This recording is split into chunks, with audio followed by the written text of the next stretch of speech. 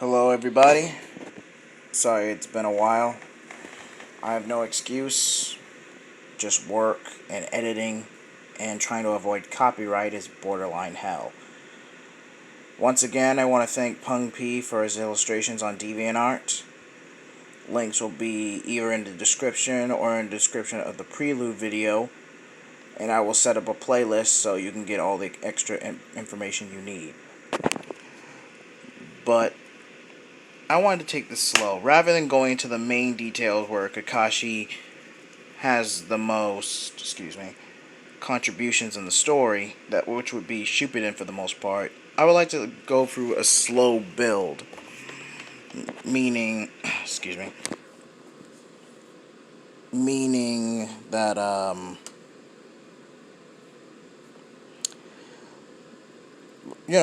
despite Mina and Kakashi being platonic for roughly between the Nine Tails attack and the pilot, she still left an impact on Kakashi, and that helped him with coming to the terms with the fate of Team Minato, and to a lesser extent, his rebirth with with Team Kakashi. So the best way for me to underline this is to go right from the beginning.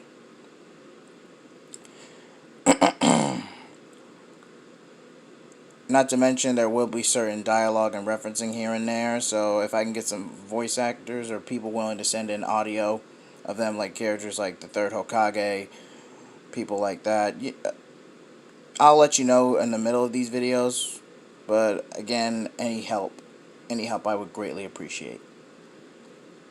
After the Nine-Tail attack, Mina drags Kakashi along to the third Hokage, Hiruzen Sarutobi's office to request, no, demand, that the custody of the son of Lord Fourth and Lady Kushina should go to them, regardless of being the Jinchuriki. Alas, Lord Third rightfully rejects this notion, also considering that the young girl was trying to use the child to get her and Kakashi closer together. Hiruzen ponders to himself. If he wanted to friend zone or outright reject her these past few months, he would have done so long before now. Though, given the effects of becoming so high-ranked, and high-ranked at a young age amid the war, as well as the fate of Team Minato, it's only natural that he's so reserved. Perhaps, he thinks to himself. After smoking his pipe or cigar, it's not clear, Lord Third grants them permission to watch over the boy as babysitters, or sibling figures, if you will, especially in the aftermath of Minato's death. Danzo is known for his political maneuvering and shady tactics, but without exposing Root, he can't really do anything. Besides, one of the Jinchuriki's bodyguards will be Kakashi of the Sharingan, aka the Copy Ninja, so he bides his tongue for now. Mina has always been protective of Naruto, since outside of being the vessel for a tailed beast, he's an outsider or outcast, much like she was when she first left the estate to save her life. Only difference is that Mina was in her preteens, whereas Naruto was a newborn baby.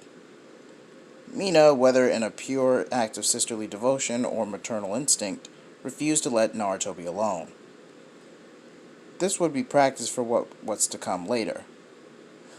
Over the years, Mina was quite accustomed to her sisterly role, and Naruto saw her in the same light. Though next to Iruka Sensei, Kakashi was like an older brother figure, if not second father figure.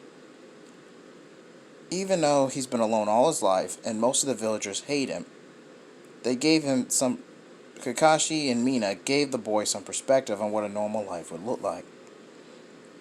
There was a shakeup in the young Naruto's surrogate life, however, when quote, angsty emo, unquote, rookie of the year not only gets adopted by an older Kakashi, but on top of that, they get assigned together in the same squad. Naruto and Sasuke pretty much hate each other. Unlike canon, where they were rivals and quote-unquote brothers via chakra reincarnation, thanks to Mina willing to pick up the slack when Kakashi's either out on a mission or gets dragged into some crazy challenge or antics by my guy, Naruto and Sasuke are raised as actual brothers, thanks to being adopted after the events of the Uchiha massacre, of course. Naruto still lives in the abandoned Uzumaki house because Naruto is too stubborn and defiant to be taken in by the two, seeing it as an act of pity. And he can't really stand Sasuke. He'll show them and everyone in the village that he's more than just a loser, and he'll become Hokage. Believe it. This annoys Sasuke in the fact that Naruto is not only a good-for-nothing, but a delusional brat who can't stay grounded. Kakashi understands Sasuke's outlook, at one point not being too far off from his own. But he tells Sasuke, sometimes it's okay to dream. Though Mina packs meals for Naruto and constantly nags and gripes at him like a big sister should, since, admittedly, Naruto is a bit of a slob. He even makes an alternative outfit based on Naruto's own jumpsuit. But it's Kakashi and later Sasuke's colors, blue and white. Similar to Tyler's What If Kakashi adopted Naruto and Naruto got those same colors in his jumpsuit.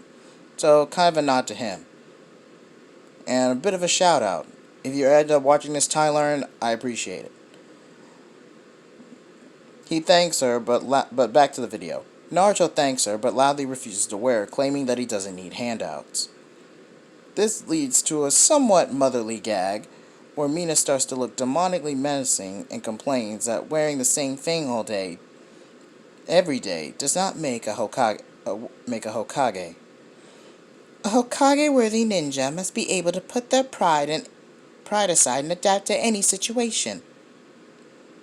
Believe it. Again, I need voice actors. Mina quips triumphantly. Naruto grows in frustration as he reluctantly agrees to wear the blue and white to the training session tomorrow, which we all know is the bell test. Mina, with a joyful smile, prepares to leave Naruto for the night when the boy's curiosity lets him speak up. Naruto asks his big sister why she's so obsessed with Kakashi. She, in response, recounts everything in the Kakashi x Mina Gaiden, which I highly recommend reading for yourself. It's way too good of a story for me to spoil on camera. But that's besides the point. Bit of a plug on my end, but back to the tale. After Mina finishes her story, Naruto then asks why did the fourth Hokage bind the nine-tailed fox to him when he sacrificed himself. Mina ponders for a moment, knowing the severity of the situation, and the only reason she knows about it is because Kakashi told her in confidence. And they live together, and Kakashi has to plead to someone since, again, human nature. So she was literally told in complete and utter confidence. But Mina was rather devoted to the boy, so she couldn't bring herself to lie to him. Though Kakashi will probably scold her for it in the morning. Because he had faith in you. As his son, Mina replied with a smile. Now, disclaimer. To make this perfectly clear, Naruto, although knowing about Minato and Kushina earlier on intrigues him, he's focused more so on proving his own worth in the here and now and becoming Hokage, rather than riding off the coattails of his fallen father. Not to mention, it's pretty much buried so much in red tape that no one would even believe him if he did start running his mouth. Naruto wants to be his own man. If you want to make that, despite wanting a similar path, despite going on a similar path to his father. But again, just wanted to make that clear in case someone tried to badmouth me or call me a hack in the comments. Mina leaves to meet Kakashi home as Naruto ponders to himself on how he can research the fourth Hokage and use what he learned to complete his dream. This would actually lead to an ideal change, meaning that Naruto and Konohamaru will be a lot more closer than they are in canon. But let's see Sasuke's side of things. After the events of the Uchiha massacre, Sasuke's only been driven by revenge. and to restore the honor of his clan by seizing that revenge. However, Sasuke's heart isn't as dark as his canon counterparts, thanks to Kakashi and Mina adopting it. Yikes, Danzo gets outmaneuvered twice. Hiruzen is on it. Anyway, Hiruzen allowed this because Kakashi had the Sharingan, as well as the fact that Kakashi had a similar path to Sasuke, similar path to darkness that wasn't too far off. I'm not going to say Sasuke's as much of a daddy's boy as Kawaki is currently in Boruto, but you could see a little bit of it, just not as much. Sasuke is still prideful, and the Naruto versus equivalent of Vegeta after all. Nonetheless, Naruto is more confident when it comes to social interactions, as well as not being so dense when it comes to romance. Naruto the last, I'm looking at you. A later plot point that I'm going to take my time with. Back to the story. Although Team 7 was decided by class stats, I'm going to have it so set up so that Kiba becomes the new dead last instead of Naruto. Why is this? Naruto flunked the Genin exams 3 times. 2 times prior to the third, which takes place in the pilot. Pilot or Chapter 1. Well, Naruto's able to it's 2 main reasons. 1, Naruto actually has Mina to be on his butt, to scold and be on his butt more to make him study more. Although he's not book smart, he's very street smart. And let's be honest, due to the political tension, the Genin exams were super lax. Makes him study more. Though, and again, even with those circumstances, Naruto only best Kiba's score by a bit. Because, again, although Kiba is somewhat more capable than Naruto, it's again not by much. And most of his fighting style does stem on a tag team with Puppy Akamaru. So he can hide Akamaru in his jacket, and Kiba and his Ninja Hound can resonate their chakra to implement more advanced jutsu than he can currently utilize it by himself. So basically, he's resonating with his chakra with Akamaru's, and that's technically cheating because you have to use your own strength, because of the principle of using your own strength. If Iruka Sensei exposed Kiba outright, he would be expelled and disgraced by both his clan and the village. Not to mention, Kiba still has a bit of an ego, even going to the events of the original series later on. So, in complete teacher yet trolling fashion, Iruka let it slide, only for Kiba to come to the reality of the situation himself, and of course, take him down a peg.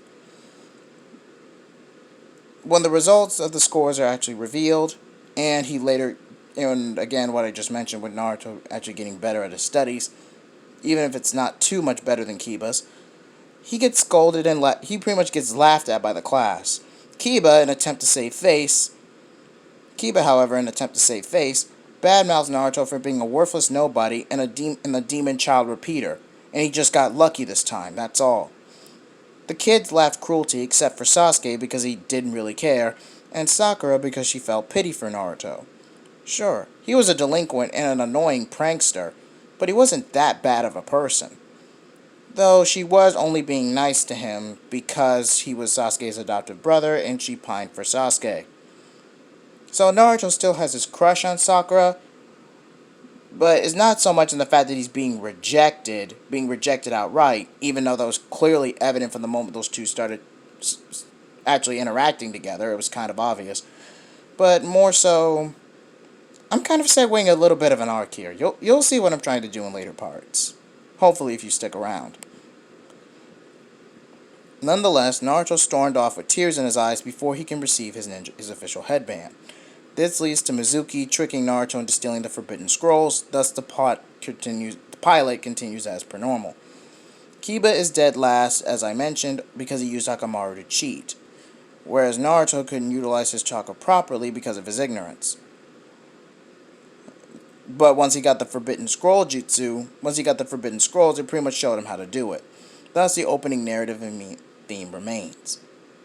Kiba may be the Yamcha of the Naruto-verse, but I'm going to throw him a bone here and there, but I'm going to throw him a bone at certain points.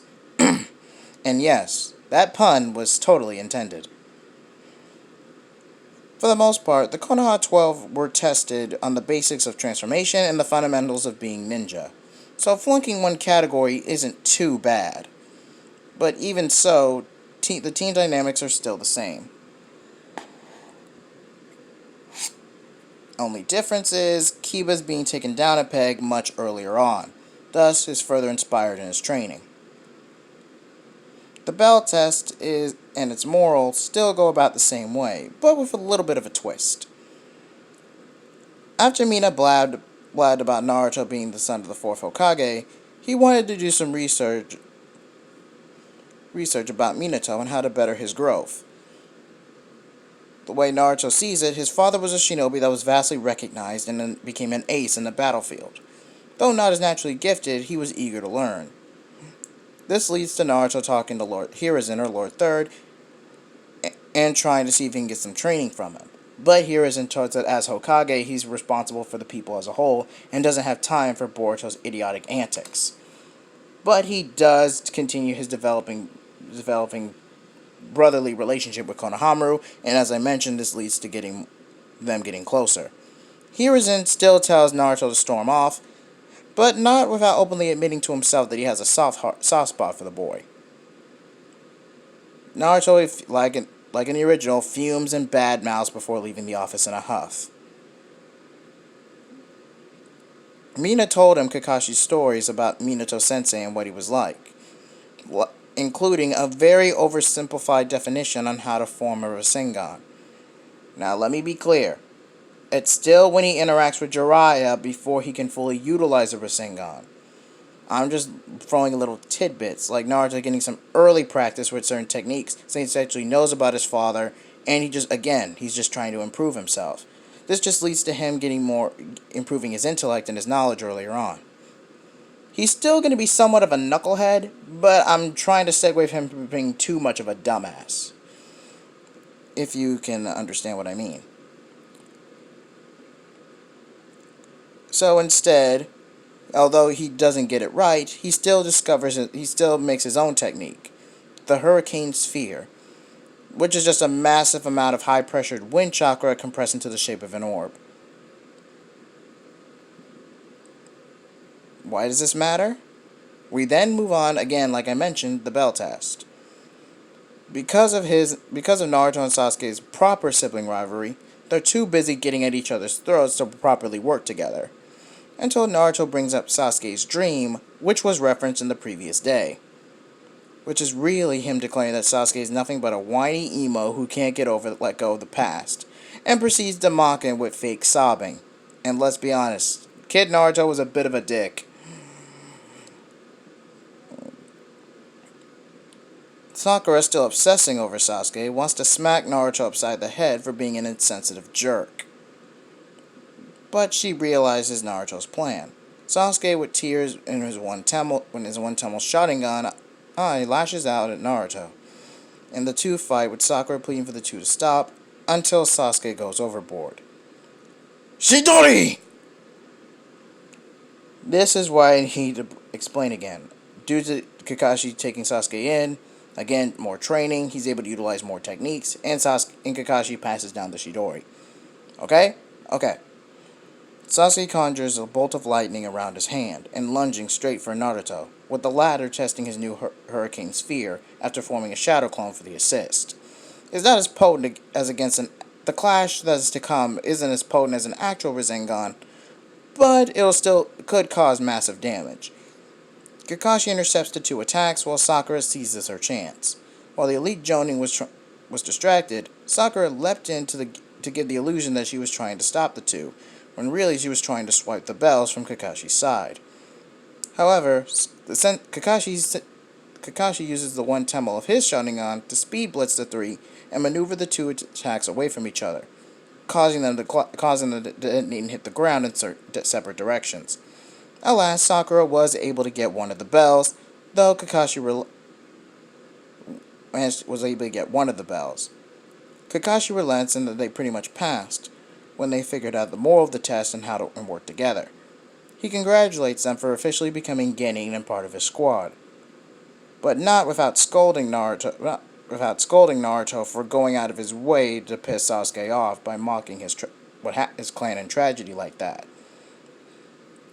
Naruto has a cheeky grin on his face, and he does it just to be like I mentioned. Since again, YouTube's algorithms, more sensitivity, and hopefully this video will still go through. If not, I'll just fix up my wording and post it again. Sasuke tries to blitz and sucker punch the blonde in a rage until his adoptive mother steps in. Mina pushes a button on the side of her bracelet, which is an emitter for a protective barrier which engulfs the person using it. This knocks some sense into her and Kakashi's son as she fantasizes, since anyone trying to pierce this barrier would basically be electrocuted. Or something along those lines. Electrocuted or pushed back, depending on the setting Mina has it set for. Naruto laughs at Sasuke's misfortune until Sakura, finally getting annoyed, knocks Naruto headfirst into the side of a tree. Kakashi just grins under his mask, and Team Kakashi is formed.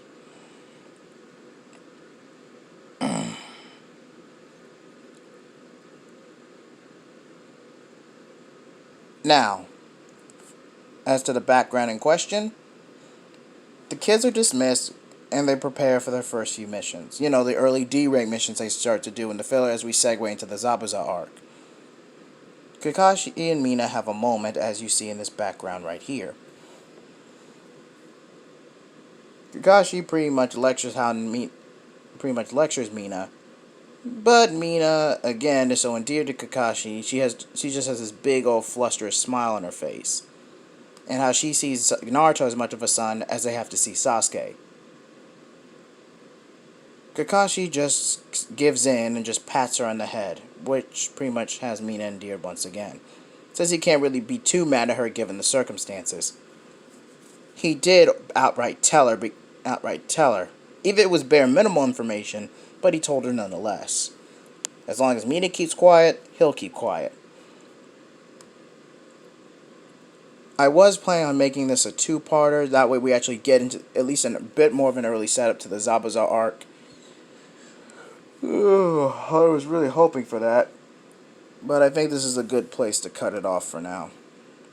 Again, hashtag Kakashi x Mina or Kakashi Mina. And how do you think the Zabuza art would change? Would it be for better or would it be for worse? From the looks of this, Naruto's not as immediately incompetent, even though he still ends up stealing the Forbidden Scrolls because of his insecurities. Sasuke's not as emo, Kid Sasuke that is, he's not as emo, since he actually has a pseudo-parental figure in Kakashi rather than just a mentor. And Mina's there to get Sasuke to soften up a bit. And Sakura is still generally the same, but I will do my best to make Kid Sakura more useful outside of her prior to her training under Tsunade. I will have the second part soon enough. I was trying to make this together, but I may have to make them two separate videos. So again, I apologize. Like, comment, and subscribe, and peace.